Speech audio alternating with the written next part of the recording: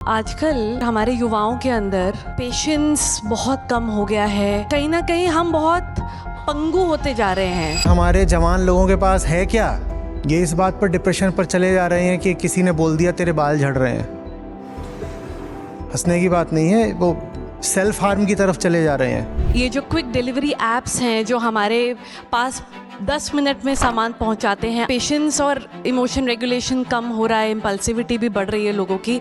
खरीदो खरीदो खरीदो खरीदो, मार्केट मार्केट मार्केट मार्केट। तुम्हें ऐसे कूल बनना है, तुम्हें ये करना है। आपको जवान लोगों में ये दोनों ही ट्रेंड देखने को मिलेंगे।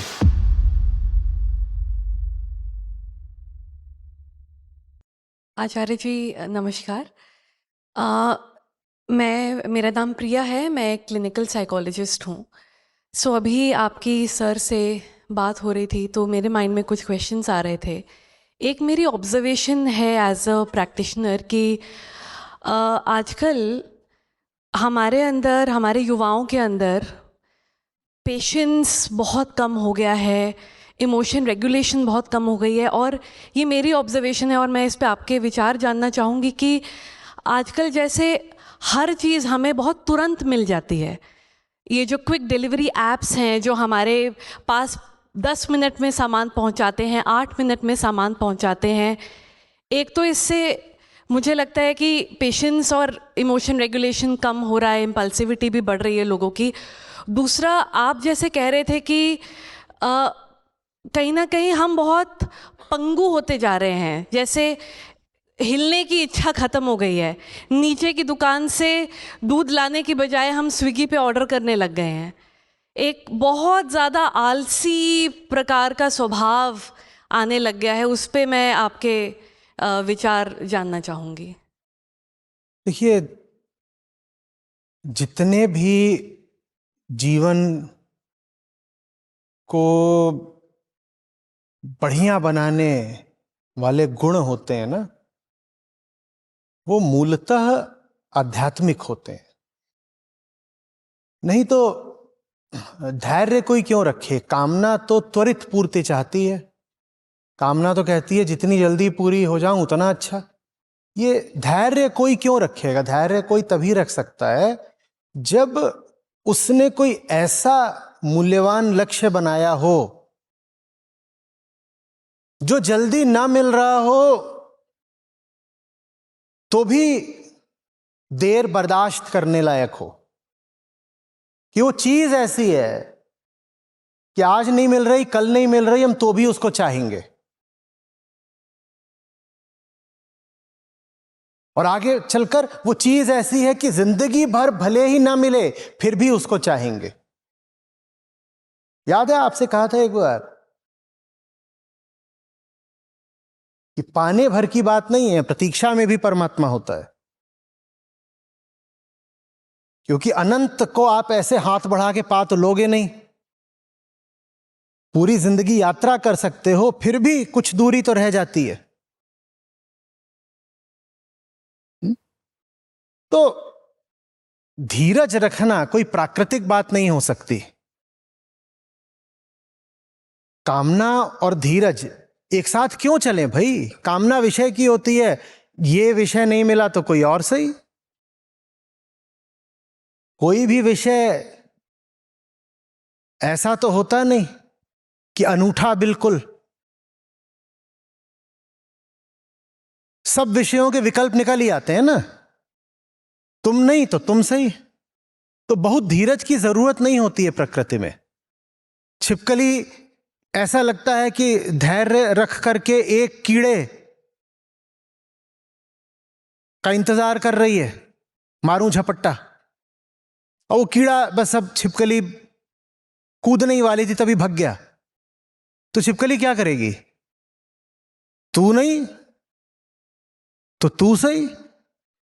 तेरे ही जैसा दूसरा कीड़ा है, ये थोड़ी वो कहेगी कि अब मैं अनंत काल तक तेरी प्रतीक्षा करूंगी देव। ये तो नहीं करने वाली ना।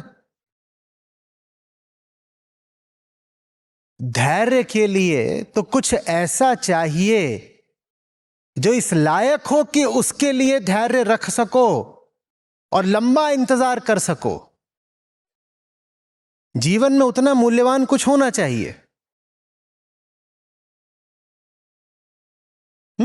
और वास्तव में तुम्हारे लिए मूल्यवान क्या है ये तुम्हें तभी पता चल सकता है जब तुम्हें पता हो कि तुम कौन हो। नहीं तो जैसे छिपकली को कीड़ा कीमती लगता है तो वैसे ही हमको भी कुछ दूसरे तरह के 2-4 कीड़े कीमती लगेंगे। और कीड़ों के लिए तो कोई लंबा धीरज रखने वाला नहीं। अब अगर धैर्य आना है वास्तव में आत्म जिज्ञासा से ही, अध्यात्म से ही, तो अध्यात्म की जगह हमारे जवान लोगों के पास है क्या? और जो है उनके पास, उससे उनमें पेशेंस, धीरज थोड़ी आ जाएगा। उनके पास क्या है अध्यात्म की जगह? उनके पास या तो उथली जो अभी कूल हुई जा रही है, ट्रेंडी हुई जा रही है कि आई एम एन एथीस्ट, या तो ये है, या फिर लोक धर्म है। आपको जवान लोगों में ये दोनों ही ट्रेंड देखने को मिलेंगे। या तो आप पाओगे कि उन्होंने अपने व्हाट्सएप प्रोफाइल पर किसी बाबा का लगा रखा होगा और वहां कुछ चलता फिरता सा अधकचरा सा हिंदी में या संस्कृत में कुछ लिख रखा होगा।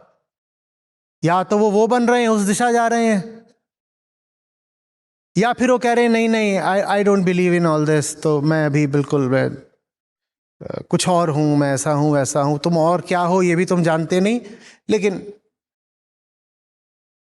मैं कुछ और हूं। और वो अपने आप को फिर एथीस्ट या रेशनलिस्ट या ऐसा कुछ बोलने की कोशिश करते हैं बिना ये जाने कि थीज्म माने क्या। तुम किस चीज को नकार रहे हो? तुम थीज्म को नकार रहे हो या तुम ट्रुथ को नकार रहे हो? तुम किसको नकार रहे हो ये उनको नहीं पता होगा। रिलीजन का संबंध गॉड कॉन्सेप्ट से है या ट्रुथ से है ये भी उनको नहीं पता होगा।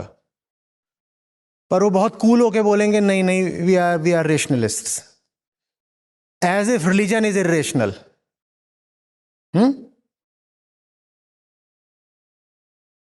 और नहीं तो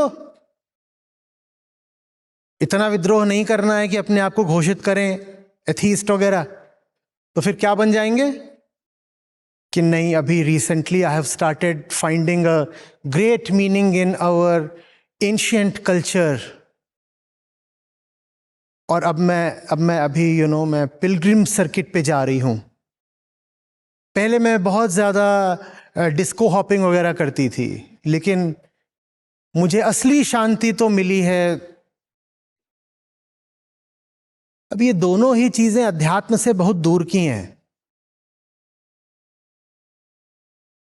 समझ में आ रही है बात? चाहे वो सो कॉल्ड रेशनल सर्किट हो या फिर बाबाजी सर्किट हो, इन दोनों में ही सच्चाई कहीं तक नहीं है। और जहां सच्चाई नहीं होगी वहां धीरज नहीं आ सकता। बाबाजी सर्किट में भी आप धीरज रखने थोड़ी जाते हो, कामना पूर्ति के लिए तो जाते हो। वहां तो जो बातें भी लिखी जाती हैं यही होती हैं कि ये कर लो जल्दी से, तुम्हारी कामना पूरी हो जाएगी। तो बाबाजी सर्किट भी आप में धैर्य का संचार नहीं करने वाला। और जो आप दूसरी चीज बन रहे हो उससे भी आपको जिंदगी में कुछ गहराई नहीं मिलने वाली। तो कुल मिलाकर आप एक उथला जीवन जियोगे जिसमें ऊपर ऊपर कॉन्फिडेंस जैसा कुछ हो सकता है और नीचे एंग्जाइटी होगी, इम्पेशंस होगा।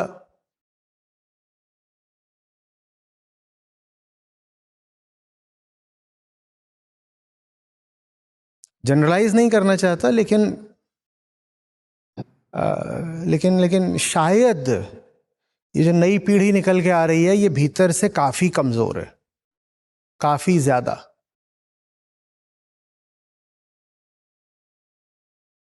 ये इस बात पर डिप्रेशन पर चले जा रहे हैं कि किसी ने बोल दिया तेरे बाल झड़ रहे हैं। हंसने की बात नहीं है, वो सेल्फ हार्म की तरफ चले जा रहे हैं। किसी को कॉलेज में किसी ने बोल दिया कि तुम्हारे बाल गिर रहे हैं, dude your hair line is receding. वापस आकर हफ्ते भर तक सोच रहा है कि अब जीना है कि नहीं जीना है। हंसने की बात नहीं है, सचमुच लोग अपनी जान लिए ले रहे हैं।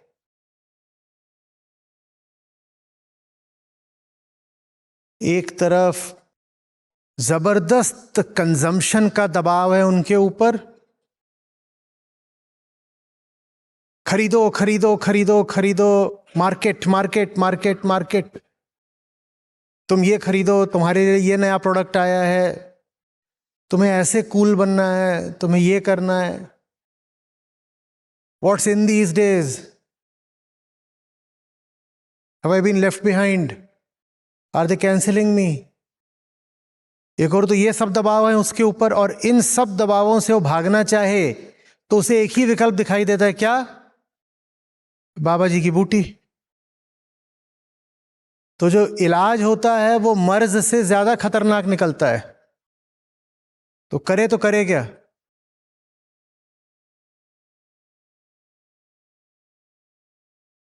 हुँ?